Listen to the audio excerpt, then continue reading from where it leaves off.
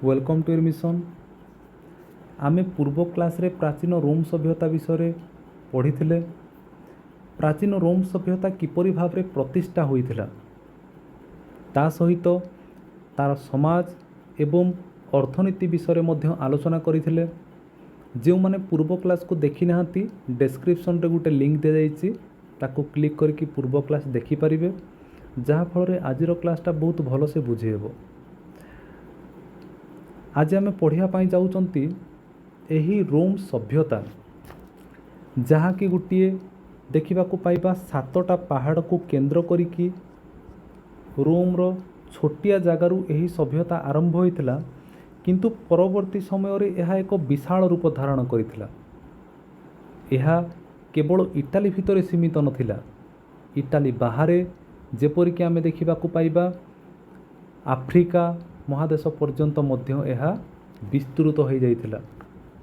कुहा जाउछि 56 शताब्दी पर्यंत यही सभ्यता तिष्टिकी रहिथिला।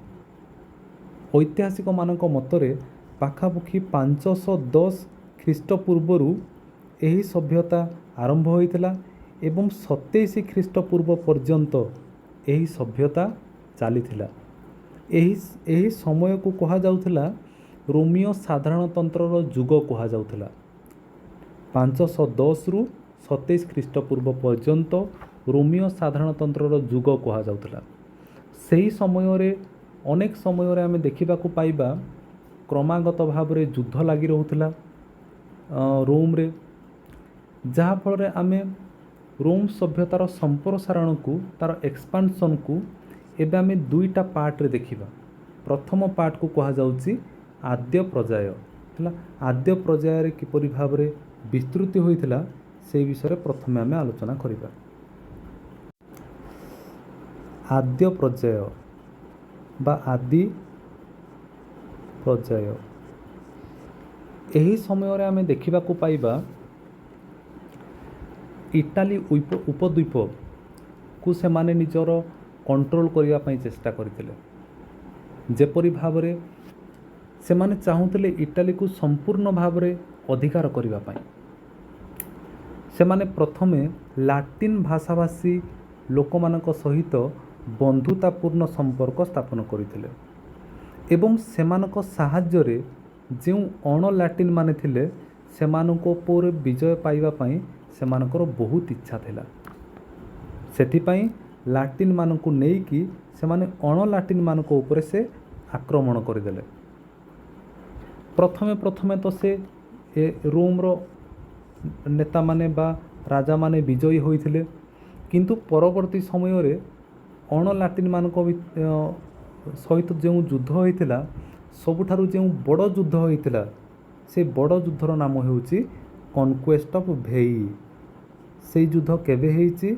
ख्रीष्टपूर्व 396 रे होइछि। आउ सेटा सबुठारु कष्टकर युद्ध थिला रोम पाई। आमे देखिबा काहेकि ना सेठी एंट्रुस्कान संप्रदाय जो माने थिले से माने शासन करुथिले भेई नामक स्थान रे हला। एंट्रुस्कान माने मध्य बहुत पावरफुल थिले। तो आमे देखिबा को पाइबा रोम एवं भेईर जो एंट्रुस्कान माने अछंती सेमानक सहित बहुत जोर रे युद्ध होइथिला।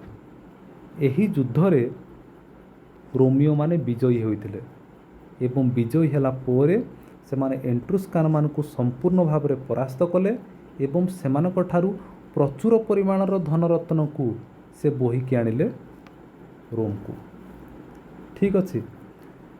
तापर आमे देखिबा को पाइबा से माने तो प्रथमे बहुत आनंद उल्लास रे समय बिताइथिले, किंतु एही आनंद आ उल्लास बेसी दिन पाई रही नथिला। रोम रो इतिहास रे एक कला बादल पुणी थरे घेरी आसिला। गॉल बोली गोटे राज्य थिला।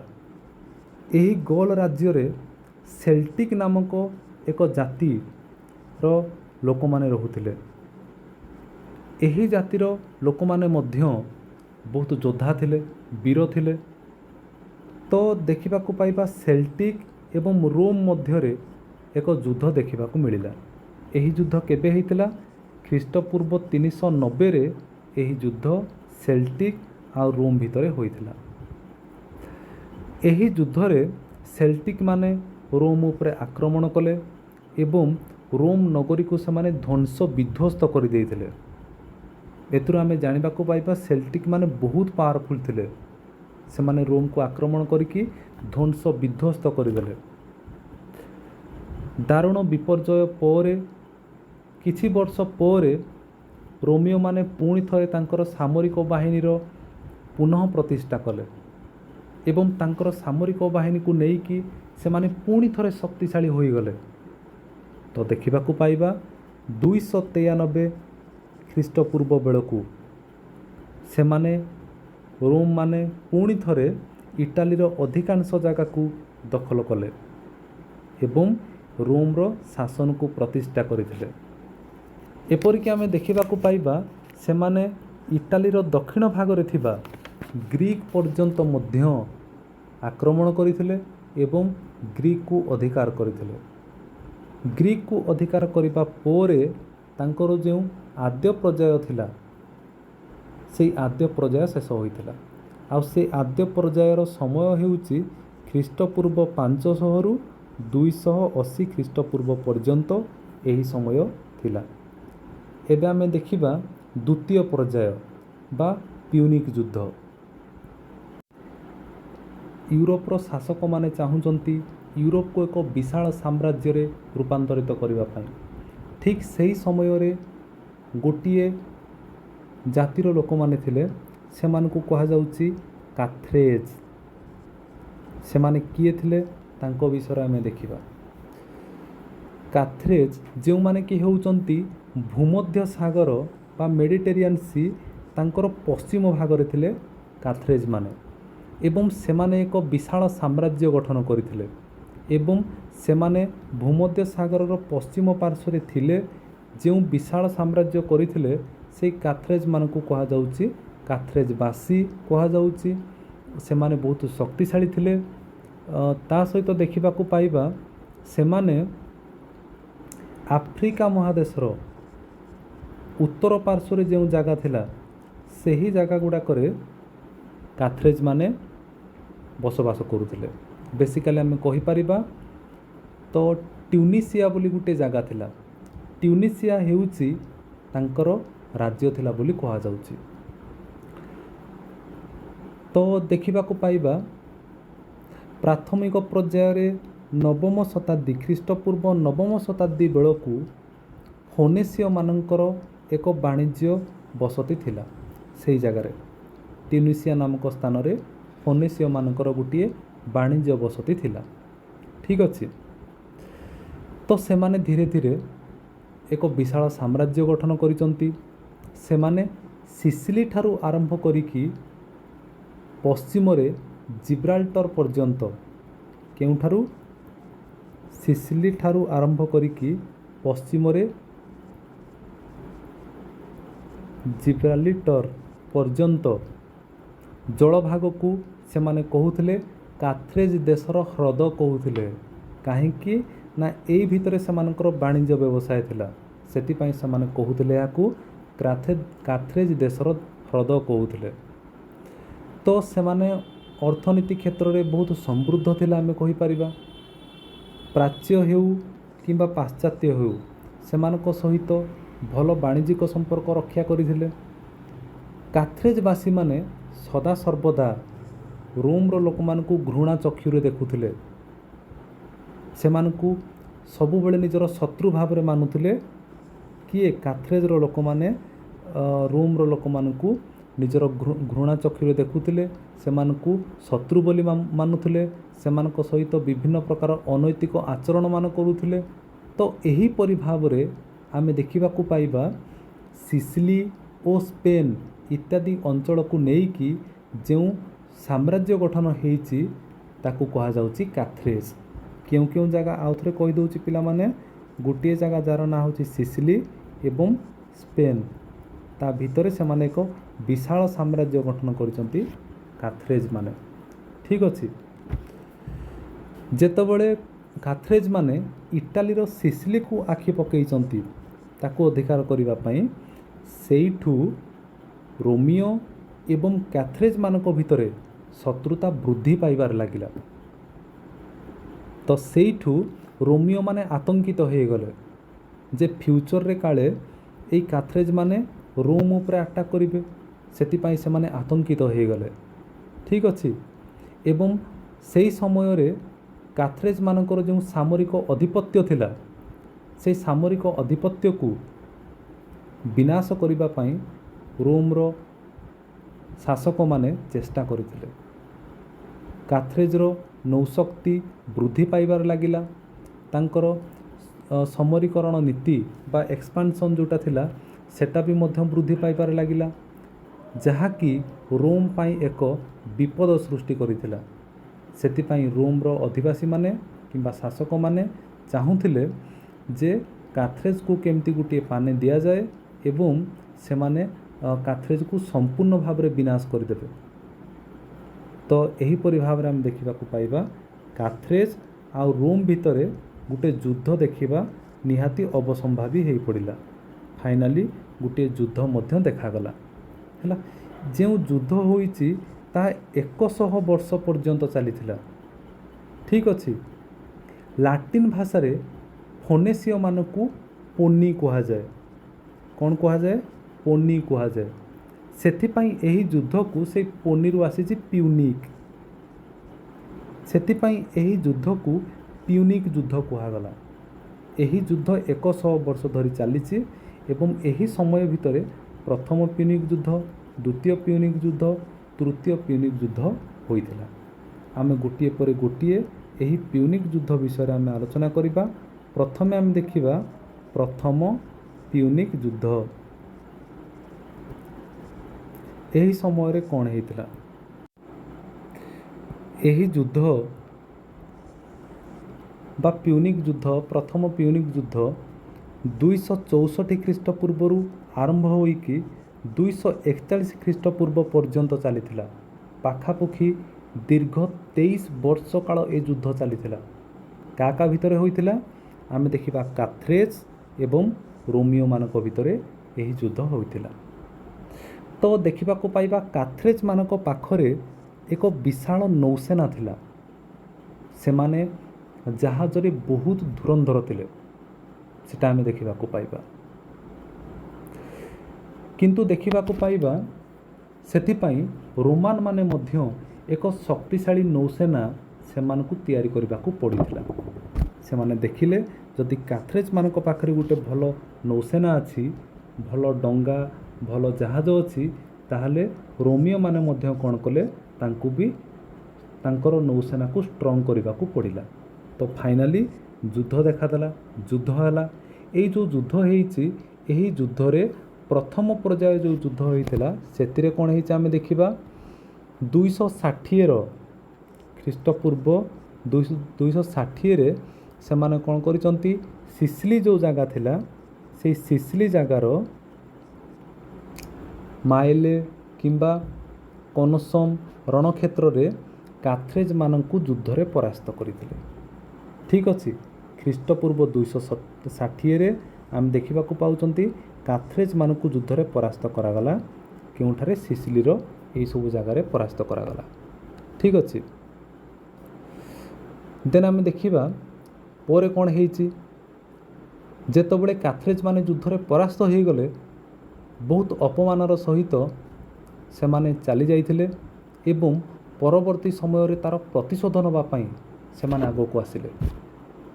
ଏବଂ ତାଙ୍କର ସେଇ କ୍ୟାଥରେଜ୍ ମାନଙ୍କର ଯିଏ ସେନାଧ୍ୟକ୍ଷ ଥିଲେ ବା ସେନାପତି ଥିଲେ, ତାଙ୍କର ନାମ ଥିଲା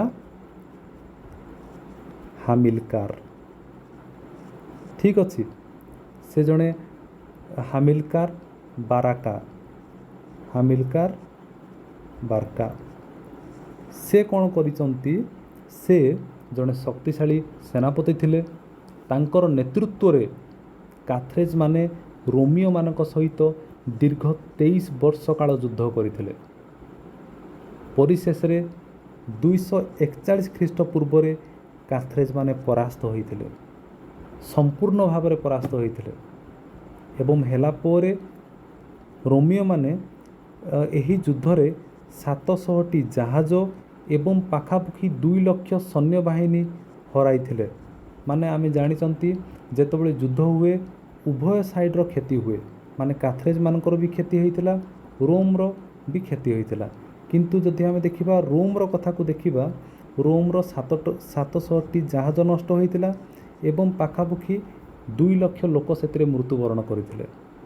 ଏହି ଯୁଦ୍ଧ ପରେ କାଥରେଜମାନଙ୍କ ସହିତ ଗୋଟିଏ ସନ୍ଧି ହୋଇଥିଲା। ସେହି ସନ୍ଧି ଅନୁସାରେ କାଥରେଜମାନେ ରୋମକୁ ଗୋଟିଏ ଦ୍ୱୀପ ପ୍ରଦାନ କରିଥିଲେ, ଯେଉଁ ଦ୍ୱୀପର ନାମ ହେଉଛି ସିସିଲି। ଠିକ୍ ଅଛି, ବର୍ତ୍ତମାନ ସିସିଲି ପଳେଇ ଆସିଲା ରୋମ ପାଖକୁ, ଯେଉଁଠି ଆମେ ଦେଖିବା ନେପୋଲିଅନ ବୋନାପାର୍ଟ ଜନ୍ମ ହୋଇଥିଲେ। ସେହି ଜନ୍ମସ୍ଥାନର ନାମ ହେଉଛି ଜେନୋଆ। ଜେନୋଆର 2ଟା ଦ୍ୱୀପ ଥିଲା, ଗୋଟେ ହେଉଛି କର୍ସିକା ଦ୍ୱୀପ ଏବଂ ଆଉ ଗୋଟେ ହେଉଛି ସାର୍ଡ଼ିନିଆ। ଏଇ 2ଟା ଦ୍ୱୀପକୁ ମଧ୍ୟ ରୋମିଓମାନେ ଅଧିକାର କରିଥିଲେ, ତାହା ବି ଆମେ ଦେଖିବାକୁ ପାଇବା। ତ ଫାଇନାଲି ଆମେ ଦେଖିବା ପ୍ରଥମ ଯେଉଁ ଯୁଦ୍ଧ ହୋଇଥିଲା, ପ୍ରଥମ ପିୟୁନିକ ଯୁଦ୍ଧ, ସେହି ଯୁଦ୍ଧରେ ରୋମିଓମାନେ ବିଜୟୀ ହୋଇଥିଲେ ଏବଂ କାଥରେଜମାନେ ପରାସ୍ତ ହୋଇଥିଲେ। ଏବେ ଆମେ ଦେଖିବା ଦ୍ୱିତୀୟ ପିୟୁନିକ ଯୁଦ୍ଧ, ଯାହାକୁ ଆମେ କହୁଛନ୍ତି ସେକେଣ୍ଡ ପିୟୁନିକ ୱାର୍।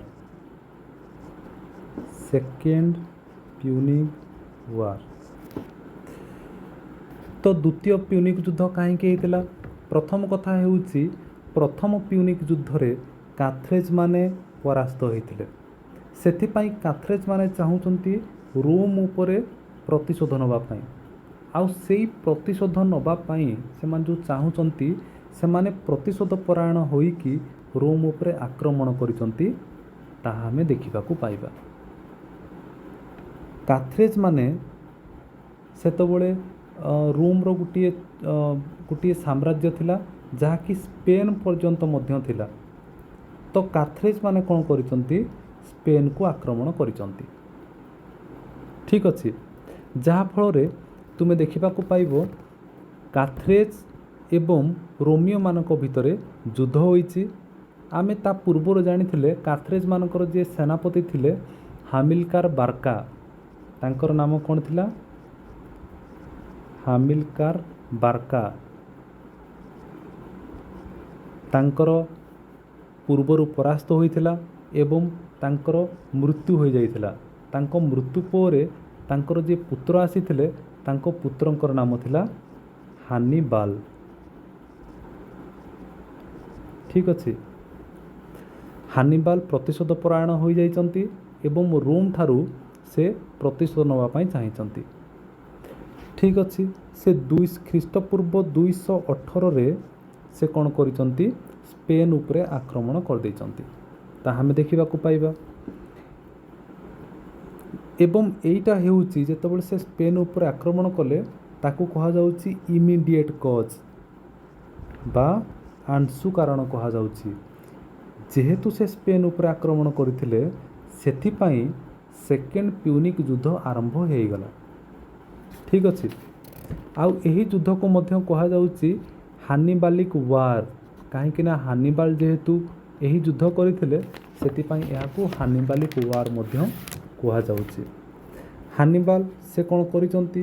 ସେ ଅନେକ ଗୁଡ଼ିଏ ପାହାଡ଼, ଦୁର୍ଗମ ନଦୀ ଅତିକ୍ରମ କରିକି ସେ ଫ୍ରାନ୍ସ, ସୁଇଜରଲ୍ୟାଣ୍ଡ ଏହିପରି ଦେଶମାନଙ୍କୁ ଅତିକ୍ରମ କରିକି ସେ ଆଲ୍ପସ ପର୍ବତମାଳା ଥିଲା, ସେ ଆଲ୍ପସ ପର୍ବତମାଳାକୁ କ୍ରସ୍ କରିକି ସେ ପହଞ୍ଚିଗଲେ ଇଟାଲୀରେ। ଠିକ୍ ଅଛି, ବହୁତ ଦୁଃସାହସିକ ତାଙ୍କର ଏହି ଯାତ୍ରା ଥିଲା। ତ ସେଥିରେ ରାସ୍ତାରେ ଗଲାବେଳେ ଅନେକ ସୈନ୍ୟଙ୍କର ଜୀବନହାନି ହେଇଛି, ଅନେକ ମୃତ୍ୟୁବରଣ କରିଛନ୍ତି।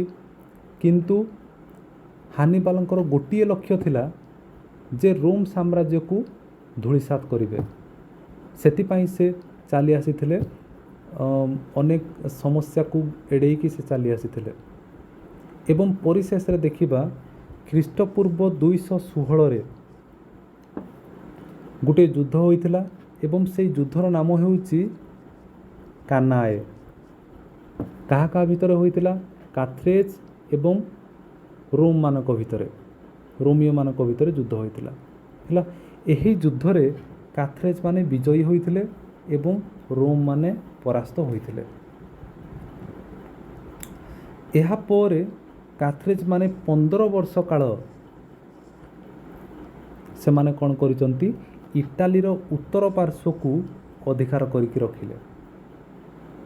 ଠିକ୍ ଅଛି, 15 ବର୍ଷ କାଳ। ତେଣୁ ଆମେ ଦେଖିବା ସେଇ ସମୟରେ ରୋମ୍ର ଜଣେ ଡିକ୍ଟାଟର ଥାଆନ୍ତି, ଜଣେ ସୌରଶାସକ ଥାଆନ୍ତି, ତାଙ୍କ ନାମ ହେଉଛି ଆଣ୍ଟିଓସ୍ ଫେବିୟସ୍ ମ୍ୟାକ୍ସିମସ୍। ସେ କ'ଣ କରିଛନ୍ତି, ଗୋଟିଏ ଅଦ୍ଭୁତପୂର୍ବ କୌଶଳ ଆପଣେଇଲେ। ସେ ବାରମ୍ବାର ଯୁଦ୍ଧକୁ ଏଡ଼େଇଲେ ହେଲା, ଏବଂ ସେ ଯୁଦ୍ଧ କରିବା ପାଇଁ ଏତେ ଇଣ୍ଟରେଷ୍ଟେଡ଼ ଦେଉନଥିଲେ ସେହି ସମୟରେ। ସେଥିପାଇଁ ସମସ୍ତେ ତାଙ୍କୁ ବହୁତ କ୍ରିଟିସାଇଜ୍ ବି ମଧ୍ୟ କଲେ ଯେ ଶତ୍ରୁମାନେ ଆମକୁ ଆକ୍ରମଣ କରୁଛନ୍ତି, ତୁମେ ଚୁପଚାପ ହେଇ ବସିଯାଇଛ। କିନ୍ତୁ ଆମେ ଦେଖିବାକୁ ପାଇବା ଆଣ୍ଟିଓସ୍ ଫେବିୟସ୍ ମ୍ୟାକ୍ସିମସ୍ ସେ ଯୁଦ୍ଧକୁ ଏଡ଼େଇ ଏଡ଼େଇ ଚାଲିଲେ। ତ ଧୀରେ ଧୀରେ ଦେଖିବାକୁ ପାଇବା କାଥରେଜ୍ ମାନେ ଯେଉଁମାନେ କି ଇଟାଲୀର ଉତ୍ତର ପାର୍ଶ୍ୱରେ ଆସିକି ରହିଯାଇଥିଲେ, ସେମାନଙ୍କର ସୈନ୍ୟ ସଂଖ୍ୟା ଧୀରେ ଧୀରେ କମିବାରେ ଲାଗିଲା। ଆଉ ସେମାନଙ୍କର ସ୍ଥାନ ପୂରଣ କରିବା ପାଇଁ କାଥରେଜ୍ରୁ କୌଣସି ସୈନ୍ୟ ବି ଆସୁନଥିଲେ ଉତ୍ତର ଇଟାଲୀକୁ। ତ ଧୀରେ ଧୀରେ କାଥରେଜ୍ର ଯେଉଁ ସୈନ୍ୟମାନେ ଉତ୍ତର ଇଟାଲୀରେ ଥିଲେ ସେମାନଙ୍କର ମନୋବଳ ମଧ୍ୟ ଭାଙ୍ଗିଗଲା। ଆଉ ଏଇଟା ହେଉଛି ରୋମ୍ ପାଇଁ ଗୋଟେ ସୁବର୍ଣ୍ଣ ସୁଯୋଗ ଥିଲା। ଏହି ପରିସ୍ଥିତିରେ ଆମେ ଦେଖିବାକୁ ପାଇବା ରୋମ୍ କ'ଣ କରିଛି, ରୋମ୍ର ଯେଉଁ ଶାସକମାନେ ଥିଲେ ସେମାନେ କ'ଣ କରିଛନ୍ତି, କାଥରେଜ୍ ଉପରେ ଆକ୍ରମଣ କରିଦେଲେ ଜଳପଥରେ। ଆଉ ଯେତେବେଳେ ହାନିବାଲ ଏହାର ଖବର ପାଇଛନ୍ତି, ସେ ପହଞ୍ଚିଲେ କାଥରେଜ୍ରେ। ପହଞ୍ଚିଲା ବେଳକୁ ଆମେ ଦେଖିବାକୁ ପାଇବା ରୋମ୍ର ଜଣେ ବ୍ୟକ୍ତି ଥିଲେ ଯାହାଙ୍କର ନାମ ହେଉଛି କର୍ନେଲିୟସ୍ ସ୍କିମ୍ପିଓ। ତାଙ୍କର ଏବଂ କାଥରେଜ୍ ମାନଙ୍କର ଯିଏ ନେତା ତାଙ୍କର ନାମ ହେଉଛି ହାନିବାଲ। ତାଙ୍କ ସହିତ ଗୋଟେ ଯୁଦ୍ଧ ହୋଇଥିଲା ଏବଂ ସେଇ ଯୁଦ୍ଧଟା କେଉଁଠାରେ ହେଇଥିଲା, ଜାମା ବୋଲି ଗୋଟେ ଜାଗା ଥିଲା ଏବଂ 202 ଖ୍ରୀଷ୍ଟପୂର୍ବରେ ଏହି ଯୁଦ୍ଧ ହୋଇଥିଲା। ଏହି ଯୁଦ୍ଧରେ ହେଇଥିଲା କ'ଣ ଆମେ ଦେଖିବା। ଏହି ଯୁଦ୍ଧରେ କାଥରେଜ୍ ମାନେ ସମ୍ପୂର୍ଣ୍ଣ ଭାବରେ ପରାସ୍ତ ହୋଇଥିଲେ। ତା ସହିତ ହାନିବାଲ ମଧ୍ୟ ଯୁଦ୍ଧରେ ପରାସ୍ତ ହୋଇଥିଲେ ଏବଂ ହାନିବାଲ କ'ଣ କରିଛନ୍ତି, ନିଜର ଜୀବନକୁ ରକ୍ଷା କରିବା ପାଇଁ ସେ ଏସିଆ ମାଇନର ଅଞ୍ଚଳକୁ ପଳାୟନ କଲେ। ଠିକ୍ ଅଛି, କାଥରେଜ୍ ମାନଙ୍କର ଯାହା ବି ଯୁଦ୍ଧ ଜାହାଜ ଥିଲା ସେଇ ଯୁଦ୍ଧ ଜାହାଜ ଗୁଡ଼ାକୁ ରୋମିଓମାନେ ଛଡ଼ାଇକି ଆଣି ପକାଇଲେ ଏବଂ କାଥରେଜ୍ ବାସୀମାନଙ୍କ ସହିତ ଏକ ଅପମାନଜନକ ଚୁକ୍ତି ସ୍ୱାକ୍ଷରିତ କରିଥିଲେ। ଏହି ଚୁକ୍ତି ଅନୁସାରେ କାଥରେଜ୍ ଦେଶ ଅନ୍ୟ କୌଣସି ଦେଶ ବିରୁଦ୍ଧରେ ଯୁଦ୍ଧ କରିପାରିବ ନାହିଁ। ତ ଏହିପରି ଭାବରେ କାଥରେଜ୍ ମାନଙ୍କର ଯେଉଁ ରାଜ୍ୟ ବିସ୍ତାର ନୀତି ଥିଲା, ସେ ରାଜ୍ୟ ବିସ୍ତାର ନୀତିକୁ ସେ ସମ୍ପୂର୍ଣ୍ଣ ଭାବରେ ବନ୍ଦ କରିଦେଲେ। ଠିକ୍ ଅଛି, ଏବଂ ପରିଶେଷରେ କାଥରେଜ୍ ମାନେ ସ୍ପେନ୍ ଛାଡ଼ିକୁ ପଳାୟନ କଲେ। ସ୍ପେନ୍କୁ ମଧ୍ୟ ସେ ଛାଡ଼ି ଦେଇଛନ୍ତି, ସେଇଟା ବି ଦେଖିବାକୁ ପାଇବା। ସେତେବେଳେ ରୋମିଓ ମାନେ କ୍ରୋଧାନ୍ୱିତ ହୋଇକି ସେମାନେ ପୁଣି କ'ଣ କରିଛନ୍ତି, ହାନିବାଲ ଯିଏକି ସେମାନଙ୍କର ନେତା ଥିଲେ, ସେ କେଉଁଠାରେ ଲୁଚିକି ରହିଯାଇଥିଲେ। ତ କୁହାଗଲା ହାନିବାଲକୁ ଆଣିକି ତୁମେ କ'ଣ କର, ଆତ୍ମସମର୍ପଣ କରାଅ। ହାନିବାଲ ଦେଖିଲେ ଯେ ଶତ୍ରୁମାନଙ୍କ ପାଖରେ ଆତ୍ମସମର୍ପଣ କରିବା ଅପେକ୍ଷା ବିଷପାନ କରି ମୃତ୍ୟୁବରଣ କରିବା ସବୁଠାରୁ ଭଲ। ତ 183 ଖ୍ରୀଷ୍ଟପୂର୍ବରେ ସେ ବିଷ ପାନ କରି ମୃତ୍ୟୁବରଣ କରିଥିଲେ ହାନିବାଲ। ସେଇଟା ଆମେ ଦେଖିବାକୁ ପାଇବା।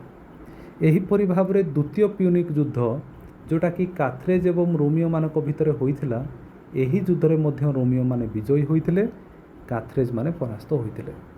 ଫାଇନାଲି ଆମେ ଦେଖିବାକୁ ପାଇବା ଥାର୍ଡ଼ ପ୍ୟୁନିକ୍ ୱାର୍। ଠିକ୍ ଅଛି,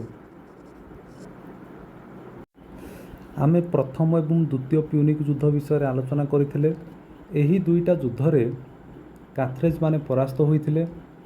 ହାନିବାଲଙ୍କର ମୃତ୍ୟୁ ପରେ କାଥରେଜ୍ର ଲୋକମାନେ ଦେଖିଲେ ଯେ ଫ୍ୟୁଚରରେ ସେମାନଙ୍କର କୌଣସି ଏପରି ନେତାଙ୍କର ଜନ୍ମ ହେବନି ଯିଏକି ପୁଣି ଥରେ ରୋମାନମାନଙ୍କ ବିରୁଦ୍ଧରେ ଆକ୍ରମଣ କରିବ। ସେଥିପାଇଁ କାଥରେଜର ଲୋକମାନେ ସେମାନେ ମାସିଡୋନିଆ ଏବଂ ସିରିଆର ରାଜାମାନଙ୍କ ସହିତ ବନ୍ଧୁତାପୂର୍ଣ୍ଣ ସମ୍ପର୍କ ସ୍ଥାପନ କଲେ। କାହିଁକି ନା ସେମାନେ ଚାହୁଁଥିଲେ ମାସିଡୋନିଆ ଏବଂ ସିରିଆର ରାଜାଙ୍କ ସହିତ ମିଶିକି ରୋମ୍ ଏଗନେଷ୍ଟରେ ରୋମ୍ ବିରୁଦ୍ଧରେ ଯୁଦ୍ଧ କରିବେ। ତ ଏବେ ଆମେ ଦେଖିବା ତାଙ୍କର ଯେଉଁ ଯୋଜନା ଥିଲା ସେଇଟା ସଫଳ ହୋଇଥିଲା ନା ବିଫଳ ହୋଇଥିଲା ତା ବିଷୟରେ ଆମେ ଦେଖିବା। ତ ପିଲାମାନେ କ'ଣ ହେଇଛି, ରୋମ୍ର ସିନେଟ୍ ଥିଲା, ସିନେଟ୍ର ଜଣେ ମେମ୍ବର ଥିଲେ, ତାଙ୍କର ନାମ ଥିଲା କ୍ୟାଟୋ। ଥରେ ସେ କ'ଣ କରିଛନ୍ତି, ସେ କ୍ୟାଥରେଜକୁ ବୁଲିବା ପାଇଁ ଯାଇଥିଲେ ଏବଂ ସେ ଗୁପ୍ତ ଖବର ପାଇଲେ ଯେ କ୍ୟାଥରେଜ ମାନେ ଯୋଜନା କରୁଛନ୍ତି ଦିନେ ନା ଦିନେ ରୋମ୍କୁ ଧ୍ୱଂସ କରିବା ପାଇଁ। ଯେତେବେଳେ ସେ କ୍ୟାଟୋ ରୋମ୍କୁ ଫେରି ଆସିଲେ, ସେ ତାଙ୍କର ଦୀର୍ଘମୂଳକ ଭାଷଣରେ ସେ କହିଛନ୍ତି ଯେ ଏହିପରି ଭାବରେ କ୍ୟାଥରେଜର ଲୋକମାନେ ଯୋଜନା କରୁଛନ୍ତି, ସେଥିପାଇଁ କ୍ୟାଥରେଜକୁ ଆମକୁ ସମ୍ପୂର୍ଣ୍ଣ ଭାବରେ ଧ୍ୱଂସ କରିଦେବାଟା ବହୁତ ଭଲ ହେବ। ଠିକ୍ ଅଛି। ତ ଏହିପରି ଭାବରେ ଆମେ ଦେଖିବାକୁ ପାଇବା ରୋମିଓମାନେ ଗୋଟିଏ ଷଡ଼ଯନ୍ତ୍ର କଲେ। ସେମାନେ କ'ଣ କରିଛନ୍ତି, ସେହି ସମୟରେ ଗୋଟିଏ ରାଜ୍ୟ ଥିଲା, ସେଇ ରାଜ୍ୟର ନାମ ହେଉଛି ନୁମିଡିଆନ୍। ଠିକ୍ ଅଛି। ନୁମିଡିଆନ୍କୁ ସେ ବହୁତ ପଇସା ଦେଲେ ଏବଂ ସେ କହୁଛନ୍ତି କ୍ୟାଥରେଜ ମାନଙ୍କ ଏଗନେଷ୍ଟରେ ଯୁଦ୍ଧ କରିବା ପାଇଁ ହେଲା। ତ ଯେତେବେଳେ ଉସ୍କାଉଛନ୍ତି ନୁମିଡିଆନ୍ ମାନଙ୍କୁ, ନୁମିଡିଆନ୍ ମାନେ ବାଧ୍ୟ ହୋଇକି କ'ଣ କରିଛନ୍ତି, କ୍ୟାଥରେଜ ମାନଙ୍କୁ ସହିତ ଯୁଦ୍ଧ କରିଛନ୍ତି ହେଲା। ତ ପୂର୍ବରୁ କ୍ୟାଥରେଜ ମାନଙ୍କ ସହିତ ଗୋଟେ ସନ୍ଧି ହେଇଥିଲା, ଯଦି କ୍ୟାଥରେଜ ମାନେ ଯେକୌଣସି ଯୁଦ୍ଧ କରିବେ ତ ସେ ଯୁଦ୍ଧ କରିବା ପୂର୍ବରୁ ସେମାନଙ୍କୁ ପରମିସନ୍ ନେବାକୁ ପଡ଼ିବ ରୋମ୍ର। କିନ୍ତୁ ଯେତେବେଳେ କ୍ୟାଥରେଜ ମାନେ କ'ଣ କରିଛନ୍ତି, ନୁମିଡିଆନ୍ ମାନଙ୍କ ଉପରେ ଆକ୍ରମଣ କରିଦେଲେ, ସେତେବେଳେ ରୋମ୍ର ତାଙ୍କ ଯେଉଁ ଦେଖିବାକୁ ପାଇବା ସିନେଟ୍ ଥିଲା, ସେଠି ଗୋଟେ ପ୍ରସ୍ତାବ ଆସିଲା। ସେଠି କୁହାଗଲା ଯେ କ୍ୟାଥରେଜର ଯେଉଁ ଲୋକମାନେ ଅଛନ୍ତି ବା ତାଙ୍କ ଯେଉଁ କ୍ୟାଥରେଜ ଅଛି, ସେ କ'ଣ କରିଛି, ତାଙ୍କ ଯେଉଁ ସନ୍ଧି ଥିଲା ସେ ସନ୍ଧିକୁ ଭଗ୍ନ କରିଛି। ସେଥିପାଇଁ ରୋମ୍ର ସିନେଟ୍ ଡିକ୍ଲାର କଲା ଯେ କ୍ୟାଥରେଜକୁ ସମ୍ପୂର୍ଣ୍ଣ ଭାବରେ ଧ୍ୱଂସ କରିଦିଆଯିବ। ଠିକ୍ ଅଛି ହେଲା। ତ ଫାଇନାଲି ଆମେ ଦେଖିବା 149ରୁ 146 ପର୍ଯ୍ୟନ୍ତ ଖ୍ରୀଷ୍ଟପୂର୍ବ ପର୍ଯ୍ୟନ୍ତ ପାଖାପାଖି 3 ବର୍ଷ ଧରି ଯେଉଁ ଯୁଦ୍ଧ ହୋଇଥିଲା, ସେ ଯୁଦ୍ଧର ନାମ ହେଉଛି ତୃତୀୟ ପ୍ୟୁନିକ୍ ଯୁଦ୍ଧ। ଠିକ୍ ଅଛି। କାହା କାହା ଭିତରେ ହୋଇଥିଲା, ରୋମ୍ ଭିତରେ ହୋଇଥିଲା ଏବଂ କ୍ୟାଥରେଜ ମାନଙ୍କ ଭିତରେ ହୋଇଥିଲା। କାହିଁକି ନା ରୋମ୍ ଚାହୁଁଥିଲା ଯେ ପୂର୍ବରୁ ଯେଉଁ ସର୍ତ୍ତ ଅଛି ସେ ସର୍ତ୍ତକୁ ଭଗ୍ନ କରିଛି କ୍ୟାଥରେଜ, ସେଥିପାଇଁ ସେ କ୍ୟାଥରେଜ ମାନଙ୍କ ଏଗନେଷ୍ଟରେ ଯୁଦ୍ଧ ଡିକ୍ଲାର କଲା। କ୍ୟାଥରେଜ ମାନେ ମଧ୍ୟ ଆଉ ଚୁପଚାପ ବସିନଥିଲେ, ସେମାନେ ବି ରୋମ୍ ମାନଙ୍କ ଏଗନେଷ୍ଟରେ ଯୁଦ୍ଧ ଡିକ୍ଲାର କଲେ। ତ ଫାଇନାଲି ତୃତୀୟ ପ୍ୟୁନିକ୍ ଯୁଦ୍ଧ ହୋଇଥିଲା 149ରୁ 146 ଖ୍ରୀଷ୍ଟପୂର୍ବ ଭିତରେ, 3 ବର୍ଷ ଧରି ହୋଇଥିଲା। ଏହି ଯୁଦ୍ଧରେ କ୍ୟାଥରେଜ ମାନେ ସମ୍ପୂର୍ଣ୍ଣ ଭାବରେ ପରାସ୍ତ ହୋଇଥିଲେ ଏବଂ ରୋମ୍ ମାନେ କ'ଣ କରିଥିଲେ, ସେମାନେ କ୍ୟାଥରେଜ ମାନଙ୍କୁ ବହୁ ସଂଖ୍ୟାରେ ଲୋକମାନଙ୍କୁ ବନ୍ଦୀ କରିକି କ୍ରୀତଦାସ କରିକି ସେ ରୋମ୍କୁ ନେଇଗଲେ। ଠିକ୍ ଅଛି। ତା ସହିତ ଆମେ ଦେଖିବାକୁ ପାଇବା କ୍ୟାଥରେଜ ନଗରୀକୁ ସମ୍ପୂର୍ଣ୍ଣ ରୂପେ ଜାଳିକି ଧ୍ୱଂସ କରିଦିଆଗଲା। ଏହିପରି ଭାବରେ ଆମେ ଦେଖିବା କ୍ୟାଥରେଜ ନଗରୀ କାଳର କରାଳ ଗର୍ଭରେ ଲୁପ୍ତ ପାଇଗଲା ରୋମ୍ ସାମ୍ରାଜ୍ୟରେ। ଠିକ୍ ଅଛି। ତ ଏହିପରି ଭାବରେ ଆମେ ଦେଖିଲେ ପ୍ରଥମ ପ୍ୟୁନିକ୍ ଯୁଦ୍ଧ, ଦ୍ୱିତୀୟ ପ୍ୟୁନିକ୍ ଯୁଦ୍ଧ, ତୃତୀୟ ପ୍ୟୁନିକ୍ ଯୁଦ୍ଧ। ସେମାନେ ଗୋଟେ ପରେ ଗୋଟିଏ କେମିତି ସିସିଲି, ସ୍ପେନ୍, ଆଫ୍ରିକାର କ୍ୟାଥରେଜ, ଏହିପରି ଅନେକ ଜାଗାକୁ ସେମାନେ କିପରି ଅଧିକାର କରିଛନ୍ତି ଏବଂ ରୋମ୍ ସାମ୍ରାଜ୍ୟ କିପରି ଗଢ଼ି ଉଠିଥିଲା ସେହି ବିଷୟରେ ଆମେ ପଢ଼ିବା। ତ ପିଲାମାନେ, ଇଏ ହେଉଛି ଆମର ୟୁଟ୍ୟୁବ୍ ଚ୍ୟାନେଲ୍ ନାଁ ୟୋର୍ ମିଶନ୍, ଆମ ଟେଲିଗ୍ରାମ ଚ୍ୟାନେଲ୍ ନାଁ ହେଉଛି ୟୋର୍ ମିଶନ୍, ଲାଷ୍ଟରେ ଡବଲ୍ ଏନ୍ ଲାଗିଛି। ଏଥିରେ ଯାଇକି ତୁମେମାନେ ଜଏନ୍ କରିଯାଅ। ଯଦି ତୁମେ ଟେଲିଗ୍ରାମ ଚ୍ୟାନେଲ୍ ଜଏନ୍ କରୁଛ ତାହେଲେ ତୁମେ ସେଥିରେ ପ୍ରିଭିୟସ୍ ଇୟର୍ କ୍ୱେଶ୍ଚିନ୍, ନୋଟ୍ସ ଏବଂ ତା ସହିତ ବହୁତ ଇନଫର୍ମେଟିଭ୍ ମେସେଜ୍ କିମ୍ବା ଡକୁମେଣ୍ଟ ତୁମେ ପାଇପାରିବ, ଯାହାକି ତୁମର ଏକ୍ଜାମ୍ ପାଇଁ ବହୁତ ହେଲ୍ପଫୁଲ୍ ହେବ। ଠିକ୍ ଅଛି। ଆମେ ନେକ୍ସଟ କ୍ଲାସ୍ରେ ମୋଷ୍ଟ ଇମ୍ପୋର୍ଟାଣ୍ଟ ଟପିକ୍ ଯେଉଁଟା ଅଛି ଜୁଲିୟସ୍ ସିଜର୍, ତାଙ୍କ ବିଷୟରେ ପଢ଼ିବା। ଠିକ୍ ଅଛି। Thank you all of you.